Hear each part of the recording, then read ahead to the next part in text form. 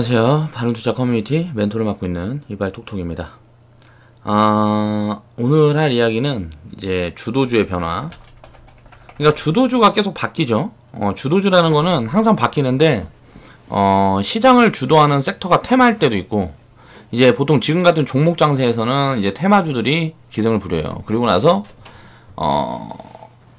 큰 추세로 시장 지수를 끌고 갈 때는 대형주 중에 시총 상위에 있는 그쪽 섹터가 움직여야 됩니다. 가장 강한 흐름으로 보일 때, 그럴 때 움직임이 있고, 그게 지금 보면 IT로 시작을 했어요. 주도주가 2017년에 뭘로 시작을 했냐, 2017년도에 이제 IT로 시작을 했죠. 그래서 코스피에서 코스닥으로 바뀌면서 바이오가 움직였어요.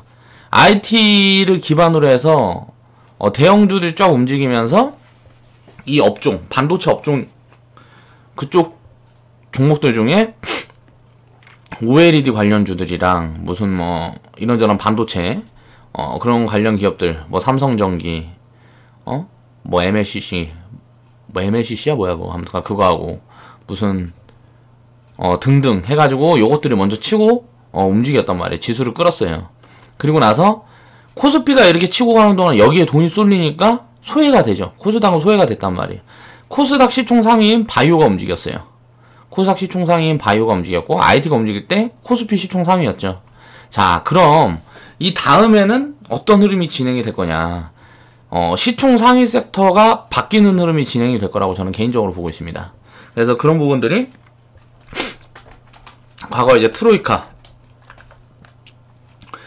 이것 중에서 이제 건설 쪽이 대장이 될 가능성이 높고, 이제 철강, 에너지. 그러니까 이쪽 섹터들은 건설, 철강은 굉장히 많아요. 종목들이 여기에 속해 있는 종목들이 굉장히 많아요. 철강 같은 경우도 순수 철강주들이 있고, 비금속 광물 뭐 이런 것들이 있고 많죠. 건설 같은 경우도 건설 자재 있고, 무슨 뭐 어떻게 보면 시멘트 뭐 이런 것들도 다 인프라 관련주니까 건설 쪽에 속한다고 볼 수 있고, 꼭 건설로 분류되는 섹터들은 아니더라도 요쪽들이 강할 거라는 거예요. 앞으로는 그럴 가능성이 높고, 이제 조선, 그리고 자동차, 요런 식으로 이제 순환매가 계속 돌면서 저평가 섹터, 지금 건설 섹터들은 어때요? 굉장히 저평가다가 지금 이번 북한 테마로 옮기면서 밸류 매력이 다 사라졌어요. 저평가 매력이 다 사라졌단 말이에요. 철강 섹터도 뭐 비금속 광물 이런 것들도 아직 멀었죠. 그런데 진입 포지션은 안 나와요. 왜? 단기적으로 많이 오른 구간이니까. 그러면은 자동차 같은 건 아직도 바닥에 있고, 에너지 같은 거, 이제 뭐 조선 섹터는 이제 바닥은 탈피했죠. 그럼 이것도 진입 포지션 잡기가 애매하단 말이야. 그럼 지금 잡을 수 있는 거는 자동차가 거의 가장 편해요. 잡기가. 리스크가 그만큼 적다는 거예요.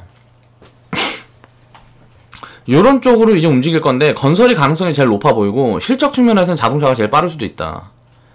저는 개인적으로 이렇게 보고 있는 겁니다. 에너지는 2022년부터 본격적으로 이제 신재생 에너지 쪽에서 뭔가 큰 그림이 나올 거고, 에너지는 여러 가지가 있죠. 뭐 가스, 뭐 뭐라 그래야 돼? 뭐 석유, 뭐 이런 것들부터 해서 원유부터 해서 무슨 뭐 전기, 뭐 여러 가지가 있잖아요. 그 중에 전기, 가스, 그리고 뭐 신재생 에너지, 요쪽들이 좋을 것 같다는 거예요. 그러니까 섹터가 움직여도 여기에서 이제 차별적으로 흐름이 진행이 되고, 이거는 이제 업황에 따라서 그때그때 흥하는 것과 그때그때 안 좋은 것들이 있는 거예요. 시기에 따라서. 그런 포지션은 뭘로 볼 수 있어요? 경제 흐름이라든가 산업이 진행이 되는 그 업황에 따라서 이제 진행이 되고, 업황이 좀 어떻게 돼요? 실적이 좋아지는 거죠. 그러니까 결국은 가치로 움직이는 거예요. 성장주는 뭐예요? 미래 가치를 땡겨오는 거죠. 이 미래 가치라는 거는 불확실성이 심하죠. 이게 미래 가치가 정확히 얼마인지 이게 측정이 불가능한 거야. 지금 재무제표 같은 데 딱 숫자로 찍혀 있어도 이걸 분석하기가 어려운데, 미래 가치에 대한 거는 분석을 제대로 할 수 있는 사람은 절대 단 한 명도 없습니다. 그렇기 때문에 이런 것들은 현재 가치를 대비를 해서 성장이 어느 정도 둔화되었을 때, 그러니까 미래 성장 모멘텀이 어느 정도 둔화된다고 생각이 될 때 진짜 포지션이 나오는 거고, 지금 같을 때는 좀 섞어주는 거예요, 그냥. 그러니까 단기적으로 기대감이 부풀면서 이제 언제나 버블을 형성할 수 있는 섹터가 성장주들이에요. 그래서 그런 것들은 섞어주는 거지, 절대 주가 되면 안 된다는 거예요. 항상 그래서 포지션을 취할 때 이런 식으로 봐야 되고. 그래서 이제 테마가 2017년도에는 주도주가 끌었어요. 지수를 끌었단 말이에요. 근데 이제 지수가 재미없어. 근데 뭐가 움직여요? 이제 테마가 움직이기 시작하는 거예요. 테마가 뭐가 움직였어요? 자, 북한 테마. 북한 테마가 이제 전체적으로 지금 다 움직였고, 계속 움직일 거예요. 이건 이제 순환매 돌면서 계속 움직일 거고, 또 뭐가 움직이겠어요? 자, 4차 산업. 북한 테마 쪽에 자금이 너무 몰린 거야. 그러니까 막 못 움직이다가 이제 4차 산업 쪽으로 돌아서고 있단 말이에요. 4차 산업 쪽으로 돌아서고 있으면서 뭐가 움직여요? 뭐가 움직였어? 이제 돌아가면서. 그 뭐 5G, 그리고 뭐 로보트, 2차 전지, 무슨 뭐 이런 것들 움직이잖아요. 수소차, 뭐 이런 것들, 전기차 이런 것들. 그러면은 그런 것들이 이제 순환매가 계속 돌면서 버블을 형성했다가 버블이 빠지고 다시 가치를 기반으로 해서 움직였다가 뭐 이런 식으로 해갖고 움직였다가 등락폭을 반복하면서 파동을 만들어 간단 말이에요. 그럼 파동에서 포지션을 취할 때 가장 유리한 포지션은 뭐예요? 투자 판단을 할 때는 항상 그 리스크 정도를 살펴야 돼요. 그리고 나서 그 업황에 따라서 매력이 어느 정도인가, 이거를 분석을 해서 굉장히 잘게 쪼개갖고 운용을 하는데, 항상 최선의 포지션을 취할 필요는 없어요. 그렇게 취할 수도 없고, 그냥 내가 취한 포지션에서 어느 정도 시장에서 반응해서 이게 가치보다 굉장히 고평가다. 그러면 이제 적극적으로 팔고, 내가 포지션을 취한 데서 저평가가 확대됐다. 그럼 적극적으로 담고. 항상 이런 식의 유동적인 대응을 해야 시장에서 지지 않는다는 거예요. 그렇게 하려면 어떻게 해야 돼? 지금 당장 뭐가 움직일지 모르니까 자산을 쪼개야 되겠죠? 그 자산을 쪼개는 방법을 시스템으로 구축을 해놓고 그 시스템 내에서 자산을 굴려야 안정적으로 수익을 계속 키워갈 수 있다는 거예요. 자, 그래서 테마가 이제 북한 테마에서 4차 산업 테마로 이제 돌아가는 부분들이 확인이 돼요. 그래서 내가 뭘 보라 그랬어요. 이거는 또 이제 뭘로 움직이고 있다? 여기에서 뭐가 움직였어요? 건설이 움직였죠? 건설 조선. 조선 철강. 요것들은 이제 바닥 탈피를 한 거란 말이에요. 이게 통신도 움직이는데 통신은 너무 이게 뭐 비중이 작으니까, 섹터가 너무 작으니까, 대충 뭐 이 정도 움직였고, 바이오 다음에 이제 요놈들이 움직였단 말이에요. 요놈들이 움직였는데, 이제 아직 못 움직이는 게 뭔가. 보면 자동차라는 거지. 그쵸? 자동차도 이제 바닥 탈피해야 될 거 아니에요. 이거 바닥 탈피하는 동안 어때요? 요거 조정받고, 요거 조정받고, 그리고 요것들이 이제 본격적으로 추세 만들면 어때요? 무슨 모멘텀으로 추세를 만들 거라 그랬어요, 제가? 중동 모멘텀으로 추세를 만들 거라 그랬죠? 건설 기업들 중에 대형주들은 다 중동에서 수주가 많이 잡혀야 돈을 많이 버는 구조예요. 거의 대부분이 이제 뭐 중동이나 무슨 뭐 이런 쪽으로, 그러니까 글로벌 쪽으로, 그런 쪽으로 이제 나가 있단 말이에요, 대기업들이. 그러니까 그런 기업들의 실적이 이제 크게 늘어나는 폭하고 가치를 기반으로 해서 보면 어느 정도 조정을 받으면 굉장히 매력적인 구간이다. 지금 실적이 업황이 돌아서는 게 확실히 숫자로 보여지는 게 뭐예요? 자동차란 말이에요. 5년, 4년 계속 안 좋다가 이제 숫자로 보여지기 시작했어요. 그럼 이것들이 이제 움직일 가능성이 높다는 거죠. 그럼 포지션을 어떻게 취해야 될까? 순서를 볼 때 이게 1번, 건설 철강이 2번, 조선 같은 경우는 아직 제가 봤을 때 바닥 탈피 흐름이 끝난 게 아닌 것 같아요. 더 올라갈 것 같단 말이야. 그럼 지금 들어가서 그 올라가는 작은 포지션을 먹는 게 아니고 그 포지션을 버리고 다시 내려올 때를 기다려야 돼요. 올라갔다 내려올 때. 그럼 앞으로 뭐 6개월이나 뭐 이렇게 기다리면 되겠지. 바로 내려와주면 고맙고. 자동차 같은 건 어때요? 지금 바닥에 있으니까 담아가기 편하다는 거죠. 이런 것들 중에 뭘 먼저 보라고? 실적 개선이 진행이 되는 것들 먼저 보라고. 그다음 북한 테마에서 4차 산업 움직이면 뭐가 움직여요? 지금 5G가 먼저 움직이고 있잖아요. 그쵸? 5G 다음일 게 뭘까? 지금 담아가는 건 그게 더 좋단 말이에요. 5G 관련주들은 이미 한번 튀었잖아요. 이미 한번 움직였어요. 이미 한번 움직였기 때문에 뭐 KMW, 대한강통신 이런 대장주들이 있잖아요. 그 대장주들만 계속 리포트 나오고 뭐하고 하잖아요. 그것들 말고 소외된 것들을 찾아야 돼요. 5G 관련주에서. 그거를 못하는 사람들은 어떻게 해야 돼? 그 소외된 것들, 지금 많이 눌려있는 것들, 이런 걸 찾아낼 수 없는 사람들. 공부를 해야지. 그런 걸 찾아내야 이제 수익을 이제 끌어갈 수가 있다는 거죠. 이제 한 곳에 한 섹터에 자금이 확 몰리는 장세는 지금부터는 이제 좀 진행이 되지 않을 것 같아요. 그러니까 전체적으로 순환매를 계속 돌리면서 가는 장세가 만들어지든가, 한번 무너지면 어떻게 돼요? 무너질 거는 이제 IT하고 지금 그 IT하고 바이오밖에 없단 말이에요. 무너질 것들이 요거밖에 없어요. 요거 두 개밖에. 지수가 많이 무너진다 그래도 얘네들이 가장 많이 빠질 거예요. 그럼 이건 리스크가 굉장히 크잖아요. 바이오 같은 거는 저평가가 되려면 얼마인지도 모르니까. 지금 자리에서도 위에서 한 50%, 30%, 뭐 많이는 70% 빠졌어도 지금 자리에서도 50% 이상씩 더 빠질 수 있단 말이에요, 이거는. 그러니까 반등 구간 그 짧은 거 먹자고 진입하는 건 미친 짓거리라는 거예요, 이거. 북한 테마주들은 어때요? 그것들은 이제 충분히 올라갔으니까 경협 테마, 철도 테마는 고평가가 너무 심해. 이건 애지간히 빠져갖고는 저평가가 안 내려온단 말이야. 그것들 버리고 나머지 보라는 거죠. IT는 디스플레이 보라 그랬고. 자, 그래서 주도주의 변화가 어떻게 진행이 될까? 이 부분을 오늘 살펴볼 거고요. 오늘 장은 조금 어떻게 보면 지수는 뭐 고만고만 했어도 투매가 어느 정도 진행이 됐습니다. 그래서 이 투매가 확대되는 포지션이 나올 건지, 또 어느 정도 반등이 나오면은 주식 비중을 계속 줄여가는 포지션을 봐야 될 것 같아요. 주식 비중을 한 70% 가지고 있다가 지금 우리는 리딩 계좌 70% 정도 가지고 있다 90%까지 키웠어요. 오늘 많이 샀어요. 트레이딩 계좌.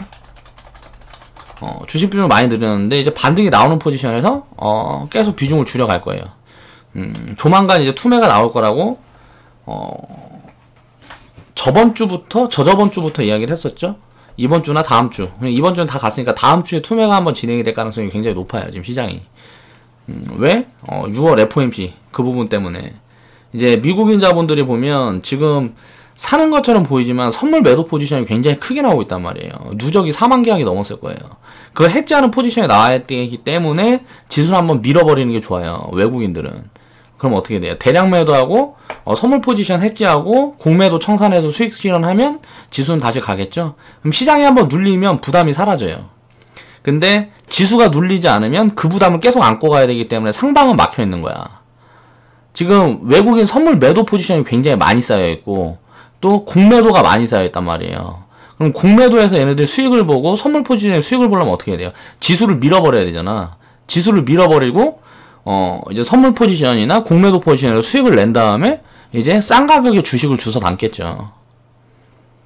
이런 포지션은 항상 반복되기 때문에 이런 것들은 항상 살펴야 된다. 또 그리고 개인 신용 탑2 1번이 현대 엘리베이에요. 그리고 2번이 현대 로템. 이거 뭔 말이에요? 개인들 신용이 여기에 다 몰려있다는 소리예요. 그쵸? 이게 뭐예요? 북한 테마잖아. 철도. 그럼 이런 거 들어가면 단기적으로 뒤지는 거예요, 이건. 그러니까 항상 이런 전체적인 포지션과 전체적인 그림을 볼 줄 알아야 안정적인 투자를 끌어갈 수가 있다. 자, 그럼 지금부터 살펴보겠습니다. 건설 섹터가 저는 개인적으로 가장 유망하다고 보는데 이 이유는 제가 저번에 말씀을 드렸죠. 아마 이런 포지션이 진행되지 않을까 예상을 하고 있고 그 이유는 거래량 부분이 2017년도에 이미 만들어졌어요. 그리고 바닥을 다지는 흐름에서 바닥을 확실히 탈피한 부분이 보여지고 중동에서 2030 이거부터 해서 이제 줄줄이 중동 모멘텀이 엮여 있어요. 이런 부분들이 엮여 있고 지금 오늘 뭐 우진 같은 거 상한가 가고 우리 회원분들도 이거 이제 우진 이거 100% 이제 근접하는 회원분들 좀 있을 거예요. 이것들 이거 상한가 가고 이거 처음에 내가 이거 테마 들을 때 뭐 있었냐? 이거 테마 뭐 한 게 우리기술도 이거 뭐 북한 테마로 들어간 게 아니고 우리는 이거 중동 테마로 보고 바닥에서 제가 드린 거예요. 그래갖고 이것도 이제 뭐 300~400% 나왔죠. 그렇죠? 그리고 우진 요놈도 움직인 거야. 근데 봐봐요. 이거는 살만했어. 우리기술 같은 경우는 우진도 그 당시에는 그랬는데 갑자기 적자폭이 확대됐죠. 이게 투자가 됐건 뭐가 됐건 이렇게 되면 이 부분이 해소되는 부분들을 보여야 된단 말이에요. 그럼 이건 진입 포지션이 또 나올 거예요. 많이 밀릴 거라는 거야. 그럼 수익이 어느 정도 되면 회원분들은 이건 그냥 분할매도 해고 갖고 있는 것만 보유하는 거야. 이제 분할매 100% 이상 갔으면 찍어 놓고 원금 빼놓고 냅두는 거야. 그냥 눌렸다 가든지 말든지. 그리고 없는 사람들은 눌림이 오면은 사면 되고 갑자기 실적 개선이 확 나오면서 뭐 쭉쭉쭉 뻗어버리면 그냥 가진 사람들만 수익 보게 축하해주면 되는 거고. 요거하고 하나 더 있어요. 요거하고 내가 이거 사우디 2030에서 에너지 테마 관련해갖고 이야기한 종목이 하나 더 있단 말이에요. 요것도 지금 한 20-30% 움직였을 거예요. 이것도 밀렸다 갈지 바로 갈지 모르겠지만 요것도 움직여서 나중에 100% 이상 나오면 제가 수익 스토리에 이제 올리겠죠. 그러니까 이런 부분들은 항상 미리 준비를 해야 돼요. 오늘 무슨 뭐 카톡방 보니까 누가 뭐 이거 상한가 찍었다고 월회비가 뭐 얼마니 어쩌고저쩌고 하면서 어디서 이제 홍보를 했나봐. 항상 이거 상한가 30% 먹자고 지금 자리에서 이렇게 단기 매매 갖고 이거저거 찍어놓고 그렇게 날라다닌 거 따라다닌 사람들은 주식 투자해갖고 100이면 100 다 망합니다. 망할 수밖에 없어요. 그거는 해본 사람들도 다 알 거고 해본 사람들도 다 알 거야. 그런 방 돌아다니면서. 저는 이제 종목은 많이 들이지만 종목을 많이 들여가지고 많이 보유하는 이유는 뭐냐면 회원이 많아지면 많아질수록 자금을 쪼개기 위해서 그래요. 회원들 자금을 쪼개기 위해서. 그리고 어차피 투자라는 거는 싼 데 사서 기다리면 무조건 수익을 보게 돼 있어요. 그거는 진리야. 어쩔 수가 없어. 그리고 기간을 입힐 줄 알아야 안전성이 확보가 돼요. 투자 기간을 입힐 수 있는 방법에 대한 고민을 계속 지금 하고 있는 거죠. 그럼 보면은 이제 건설 섹터 같은 경우는 고평가가 확대가 안 됐단 말이에요. 지금. 그러니까 어느 정도 바닥 탈피 흐름이기 때문에 눌림이 나와주면 얼마나 좋아요. 지금 자리에서 한 20-30% 빠져준다. 그럼 30% 빠져주면은 많이 빠지면 이제 하단으로 보면은 하단 밴드 많이 열려봐야 50%잖아요. 이런 것들은. 많이 빠져봐야 50%라고. 50%까지 빠지기가 되게 어렵겠지만 북한에 대한 기대감이 확 죽어버리면 많이 빠지겠죠. 그럼 그럴 때는 이제 기회로 봐야 된다는 게 우리가 보는 거는 북한이 아니에요. 어차피 북한에서 건설주들이나 뭐 이런 것들 수주받고 뭐하고 하면 내수 건설사들 조그만 건설사들한테는 좋겠지만 매출이 늘어나겠지만 대형 건설사들은 사실 거기서 돈 버는 게 별로 없단 말이에요. 왜? 저가 수주니까. 그럼 북한 모멘텀이 현실화되면 뭐가 이득이라고? 자재. 이것만 딱 기억하라고. 북한 모멘텀. 무슨 자재? 원자재. 뭐 시멘트 같은 거. 자, 건설을 하는데 필수적으로 들어가야 하는 것들. 요런 것들 원자재 값이 올라가면 수익이 늘어나는 구조인 기업들. 매출만 늘어나면 필요 없으니까 북한 모멘텀은 건설주들한테는 별로 도움이 안 돼요. 근데 중동 모멘텀은 다르다 그랬죠? 이건 다르다 그랬어요. 이제 인력이 딸리고 뭐 수주가 막 폭등하고 뭐하고 하면 어떻게 되겠어요? 수주 단가가 올라갈 거 아니에요. 그러면 수주 단가가 올라가면 이게 건설 경기가 그동안 인프라 경기가 안 좋았기 때문에 지금 수주 단가가 계속 낮아서 이렇게 건설주들이 바닥을 긴 거란 말이에요. 2008년도부터 지금까지 바닥을 긴 게. 신규 수요가 생겨야 되는데 아파트 어느 정도 지었지. 경기는 안 좋지. 전 세계적으로 부동산 값은 이제 뭐 버블에 와 있지. 그러니까 이제 돈이 안 되는 거야. 건설사들이 집을 지어서 이제 뭐 팔고 뭐하고 해도 부동산 경기가 뭐 이제 뭐 계속 호황으로 이어지고 뭐하고 해야 돈이 되는데 그게 안 되는 거지. 근데 이제 그게 바뀌는 흐름으로 가고 있잖아요. 4차 산업 모멘텀이 입혀지면 어떻게 돼요? 스마트 도시가 계속 생겨야 하잖아. 잠깐만, 나 머리가 어떻게 생긴 거야? 자, 그래서 우리가 봐야 될 건 이제 중동 모멘텀이라는 거예요. 그렇게 해서 이제 건설 섹터는 자, 내 이거 공부 많이 해갖고 이런 정보 주잖아, 그냥. 왜 줄까, 이거? 못 받아먹으니까 주는 거야. 다 받아먹는다 그러면 내가 어떻게 하겠어? 꼭꼭 감춰야지. 근데 이 영상 보는 사람들이 이런 정보를 다 받아먹어. 그럼 내가 어떻게 하겠어요? 이야기 안 하죠. 우리 회원들이랑 나만 벌어먹어야지. 이거를 다 이야기할 수는 없잖아요. 아무리 얘기해도 이 영상 보는 사람들 중에 요런 부분들을 장기 포지션을 취해가지고 갖고 갈 수 있는 사람들은 뭐 5% 10%밖에 안 된다. 그걸 알기 때문에 그냥 자신있게 얘기하는 거예요. 아무리 이렇게 이야기해봐야 종목을 쪽집게로 딱 찍어줘도 가지고 수익을 못 내요, 절대. 내 과거 영상에서 계속 증명을 하잖아. 과거 영상에서 쪽집게로 집어줘봐야 수익을 못 내, 그 종목으로. 왜 못 낼까? 그런 걸 한번 스스로 생각을 해봐야죠. 내가 생각하는 이런 부분들은 내 예측이고 내 전망일 뿐입니다. 틀릴 수도 있겠죠, 당연히. 근데 틀리면은 틀린 이유가 뭔지를 또 나는 찾아내겠지. 근데 내 전망이 만약에 틀렸다 그러면 이 영상만 보고 맹신하는 사람들은 어떻겠어요? 그런 부분들을 또 못 찾아내겠죠? 왜 틀렸는지. 그렇게 되면 또 나한테 욕이 되겠지. 야, 이 새끼야, 건설 섹터가 주도주 된다며. 너 때문에 주도주 안 됐잖아. 네가 설레발이 쳐서 주도주 안 됐잖아. 뭐 이런 식으로 해갖고 또 떠들어 되겠지. 항상 투자 판단할 때 남의 의견은 참고만 하는 거지. 거기에서 내가 이제 포지션을 어떻게 잡아가야 되고, 이 사람이 생각하는 게 이게 진짜 어느 정도 타당한 이야기인가 하는 부분은 스스로 판단을 해봐야 되는 거죠. 그런 부분을 생각을 해보면 될 거예요. 자, 신재생 에너지 유틸리티를 봐야 한다. 신재생 에너지는 저는 이제 태양광의 탑픽이라고 보고 있는데, 우리나라 같은 경우는 이제 정책 수혜는, 이거는 이제 풍력이 더 많아요. 풍력이 더 많아요. 정책적으로 수혜보는 거는 이제 풍력이 더 많단 말이야. 그럼 장기적으로 이걸 어떻게 봐야 되냐? 이건 포지션이 뭐냐? 2022년 태양광. 이거는 뭐라 그랬어요 제가 과거 영상에서 이야기한 게. 이제 정부 부조 없어도 된다. 돈 번다. 정부 부조가 없으면 돈을 벌 수가 없는 구조예요 지금 태양광 사업은. 왜? 기술력이 거기까지 올라가지 못했어. 치킨 게임이 끝났죠. 그래갖고 원재료 가격인 이제 폴리실리콘 같은 경우는 막 바닥으로 곤두박질 치고 막 이러기가 어려워요. 왜? 공급량이 한정돼 있어서. 다 망할 때는 망했단 말이야. 그럼 원자재 기업은 우리나라에는 OCI밖에 없죠. 핵심 기업들은 다 중국에 있습니다. 태양광 쪽으로 진짜 투자해야 될 기업들은 다 중국에 있어요. 그러면은 이게 정부 보조 없이 돈 벌어. 2022년부터. 그럼 어떻게 될까? 이게 수요가 급증을 한다든가 원가 절감을 할 수 있는 기술력이 갖춰진다는 거죠. 그럼 이 포인트는 뭐냐면 2022년 되면 원가 절감을 할 수 있는 기술력이 갖춰진다는 거예요. 그래서 전망치가 이런 식으로 잡혀요. 그럼 우리는 포지션을 딱 볼 수가 있겠죠. 중간에 금융위기가 한번 오면 얼마나 고마워. 이런 것도 다 주워 담아놓으면 내 인생에 커다란 보탬이 된다고요. 자, 유틸리티는 뭐예요?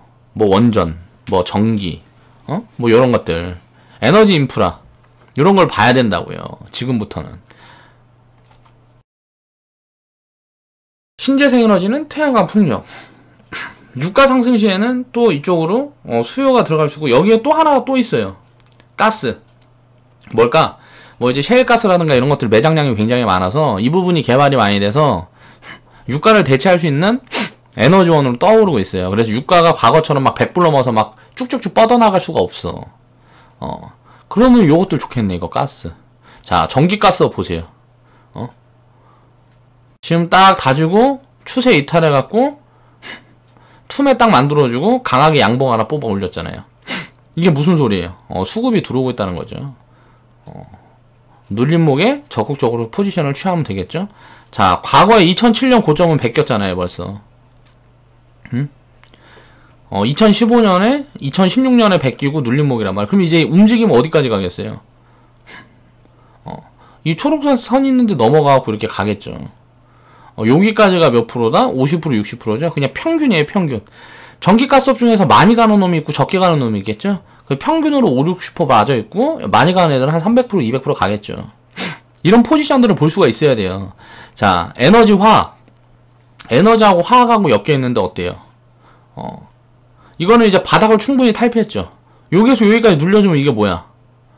통신 자리랑 똑같잖아, 지금. 통신 섹터 자리랑 똑같다고. 지금은 어때요? 기다려야겠네, 화학은. 여기에서 바로 뻗어버릴 수도 있겠죠. 바로 뻗어버리면 어때요? 한 대충, 지금 자리에서 한 20% 30% 올라가면, 거의 고점에 근접해 있구나. 자, 밸류에이션을 딱 보면, 기업들, 이제 뭐 기업 분석을 하면서 밸류에이션을 딱 분석해보면, 화학주들은 PBR이 1배 미만인 것들이 거의 없어요. 거의 다 1배에서 2배 사이에 있는 거예요. 상승 여력이 조금 남아있고 그 정도 가면은 꺾이는 추세가 딱 보여지는 거죠. 가치에 따라서 절대 무조건 다 움직여요, 주식은. 근데 그 부분에서 중간중간 왜곡이 발생을 하는데 그 왜곡을 읽을 줄 모르는 거야. 그래서 도대체 바이오가 왜 오르는 거야? 그 이유를 알 필요가 없어요. 그냥 돈의 힘으로 미쳐갖고 오르는 거예요. 근데 미쳐갖고 오르는 거 보면 눈에는 그것만 들어와. 그러니까 투자로 절대 성공을 못하는 거지.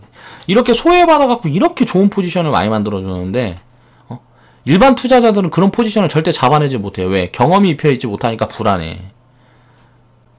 기업 가치로 분석해보니까 내 거는 진짜 제대로인데 내 것만 계속 빠져.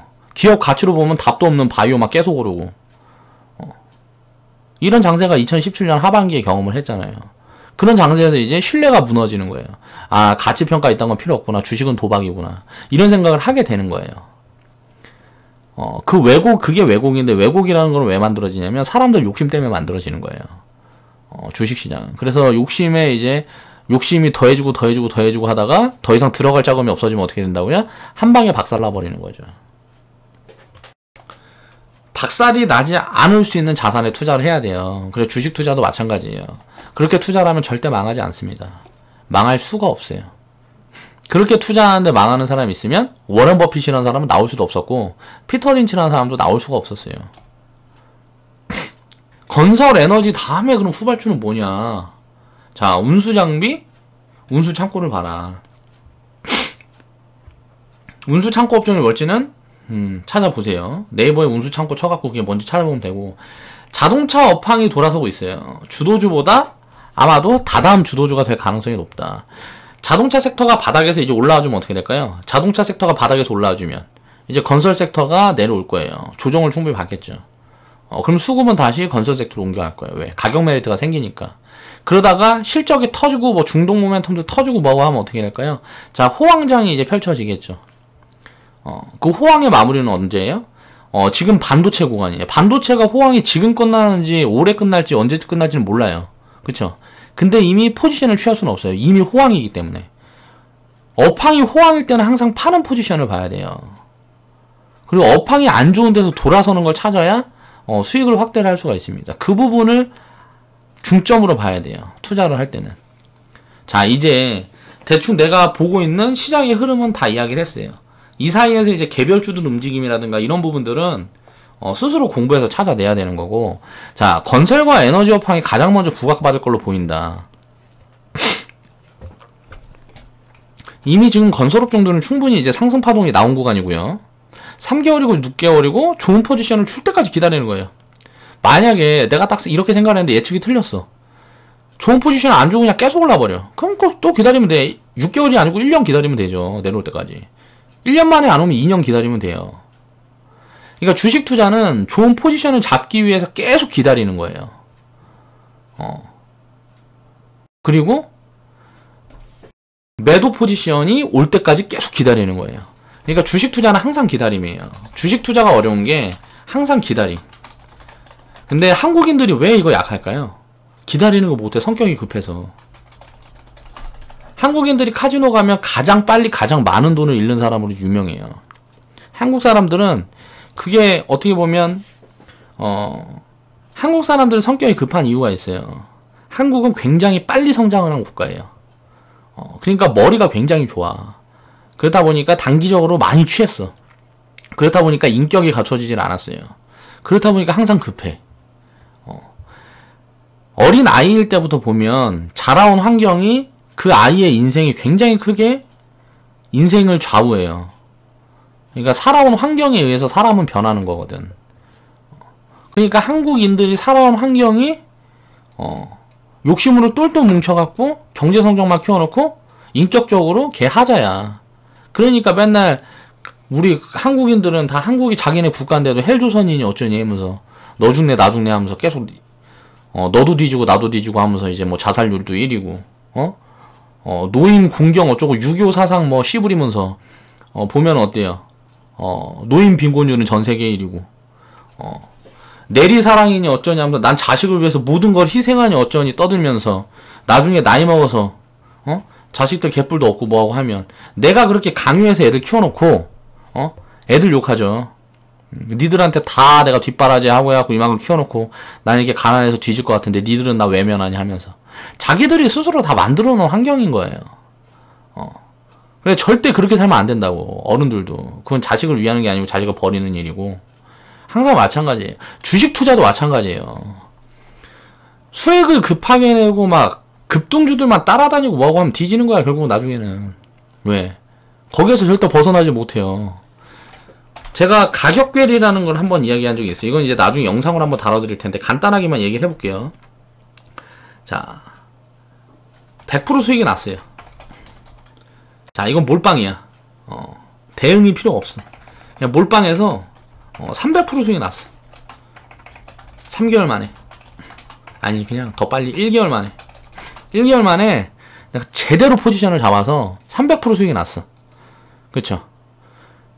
근데 이렇게 수익이 난 사람은 어떻게 했어요? 계속 몰빵만 하겠죠? 자, 50% 손실이 나. 자, 150% 수익이 없어져 버렸어요. 사라졌다. 마찬가지예요. 1000% 수익이 나도 마찬가지고 10,000% 수익이 나도 마찬가지고 50%만 손실 나버리면 그냥 다 사라지는 거예요. 절반은 사라져요.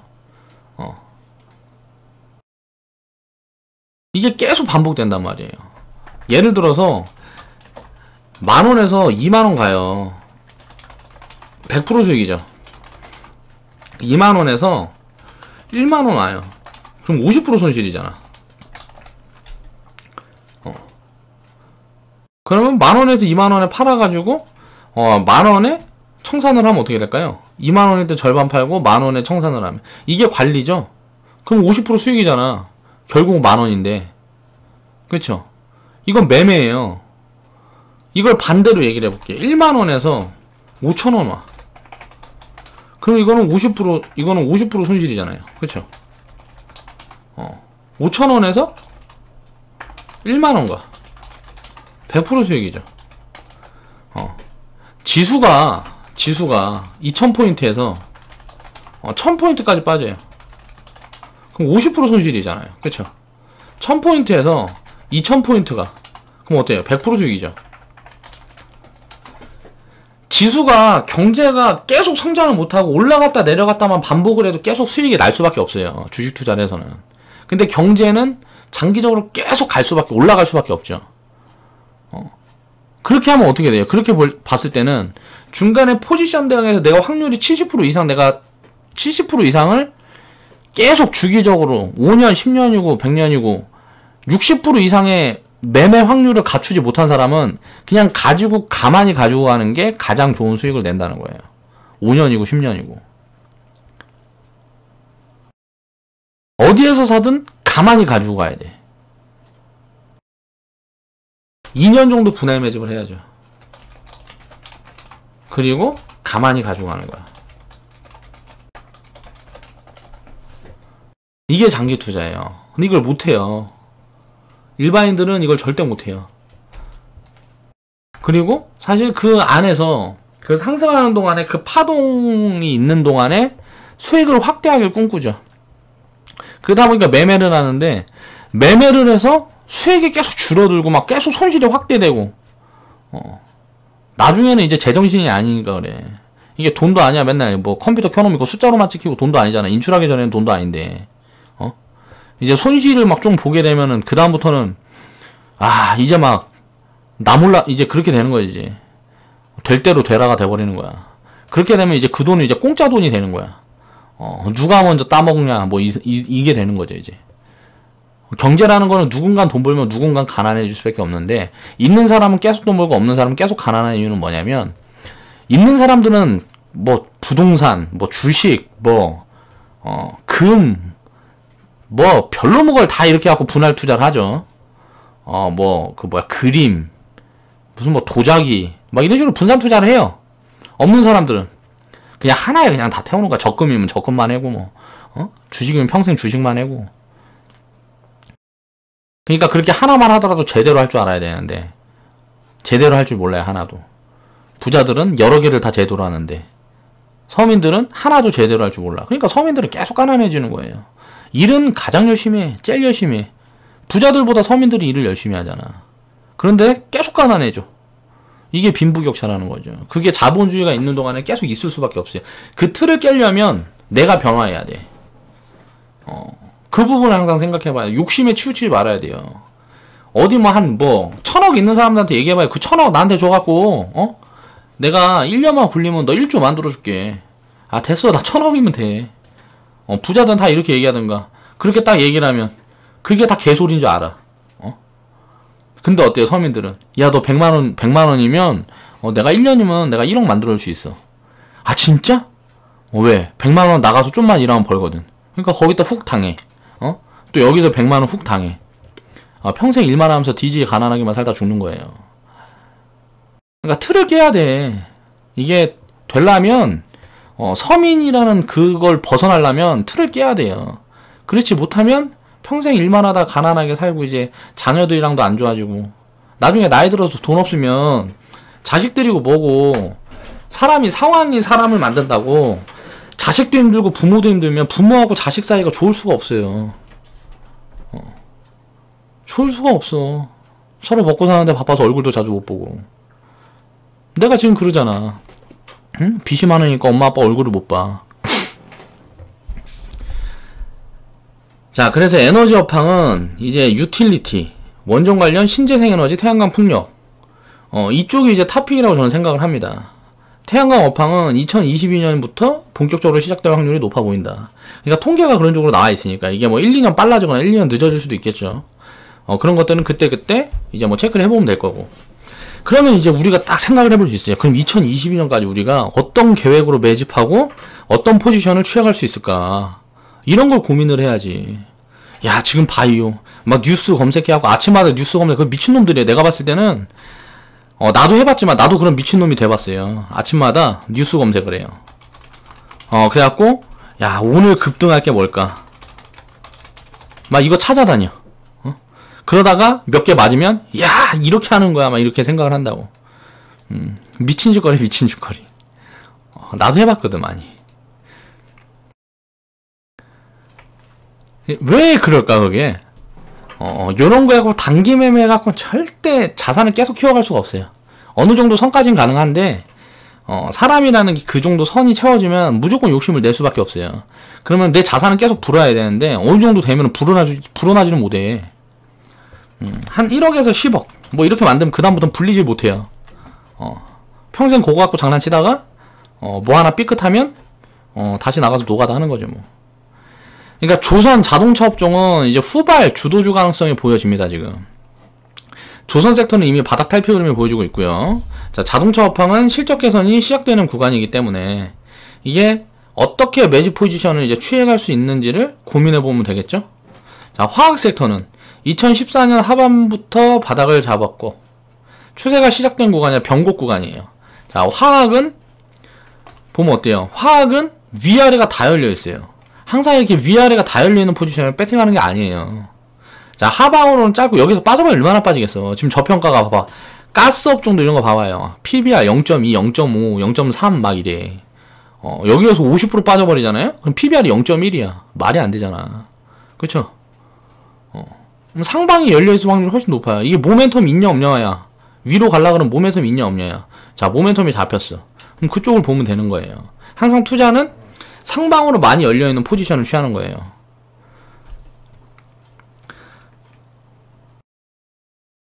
그래서 변곡 구간이라서 진입 포지션을 보는 게 아니에요. 지금 화학 쪽은. 바로 무너지면 매집 포지션을 잡을 수 있는 포인트가 온다. 자, 화학 쪽은 그러면 어디까지 무너져야 된다? 지금 구간에서 한 30% 50% 빠지면 포지션이 올 수도 있겠죠. 섹터 전체적으로. 구간이 오기 전까지는 포지션이 아니다. 가진 자의 영역이라는 거죠. 그래서 매집 포지션을 이렇게 잡으려 그러면 상방으로 더 향한다 그러면 6개월이고 1년이고 기다리는 거예요. 사기 위해서 기다리는 거지. 지금 아무리 좋아 보여도 손이 나가면 안 돼. 이 기준이 명확해야 주식 투자를 해서 실패를 안 해요. 그러니까 주식 투자는 항상 매집도 계획적으로 돼 있어야 되고 종목을 살 때도 계획적이어야 되고 기준이 명확해야 돼요. 매도할 때도 마찬가지예요. 그래서 회원분들한테 제가 매도 기준을 명확하게 잡아줬잖아. 매도 기준 100%.